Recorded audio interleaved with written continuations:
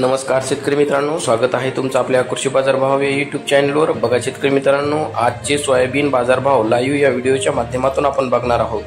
तत्पूर्वी आपण चॅनलवर नवीन असाल व दररोजचे बाजारभाव अपडेट तुम्हाला हवे असतील तर या चॅनलला सबस्क्राईब करा आणि या व्हिडिओला नक्की लाईक करा। चला तर व्हिडिओला सुरुवात करूया। कृषी उत्पन्न बाजार समिती माजलगाव जिल्हा बीड अवकल्ली 1660 क्विंटल किमान दर आहे 3600, कमाल दर आहे 4628, सर्वसाधारण दर आहे 4500 रुपये।